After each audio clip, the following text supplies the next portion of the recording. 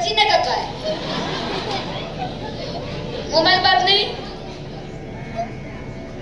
खोटं बोलू नको. पाहतो ना, पाहतो ना, पाहतो ना, खरं बोल. आजच जाशील तू,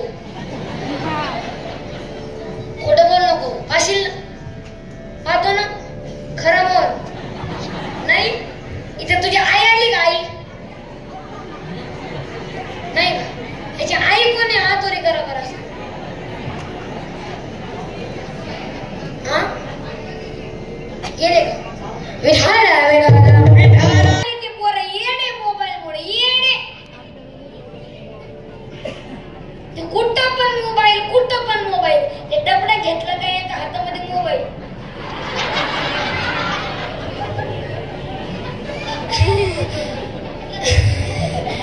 येडे झाले, सरलाट लोक येडे झाले, सरलाट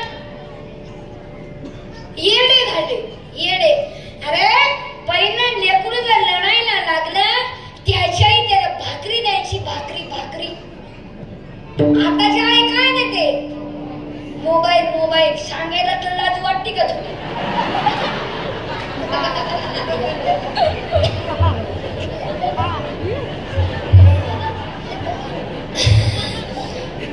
येडे झाले, येडे. अरे मोबाईल देऊ नका, तुमच्या पायी पुन्हा विनंती. मोबाईल देऊ नका. महिला मंडळ, बचत गट, मोबाईल देऊ नका, तुमच्या पायी पुढे विनंती. अरे आता सुद्धा माझी आई हरिपाठ वाचल्याशिवाय मला जेवायला देत नाही. काय मध्ये रोज आपल्या आईने नेम केला पाहिजे. हरिपाठ वाचल्याशिवाय पोराला जेवण नको. ते काय आपल्याला जमत नाही. आता या पुरुषांनी आता जवळ जवळ ते आता लाजच सोडून टाकल्या. म्हणजे इतरे नाही बरं, ती बाहेर गावची नाही, याची तर तिकडते बाहेर. आणि एका माणसाने संडास बाथरूम मध्ये मोबाईल नेला, संडास बाथरूम मध्ये. आता ते गेलं तर गेलं, आता चैन तर खोलाव का नाही?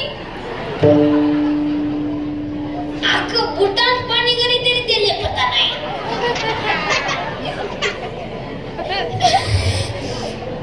काय येणे झाले. आणि एक माणूस संडास मध्ये गेला, संडास मध्ये. ते कानात घालायचं काय म्हणतात बरं? हेडफोन वापरत जाऊ नका तुम्ही. अशी 3 पिन वापरत जा. 3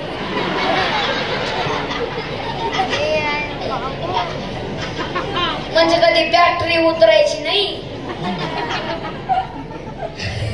असे 3 पिन वापरत जा. मग ते हेडफोन लावून गेले संडास बाथरूम मध्ये. त्याला संडासच येईना. मग त्यानं मोबाईल मध्ये गाणं लावलं, एक बार आजा आजा आजा आजा आजा.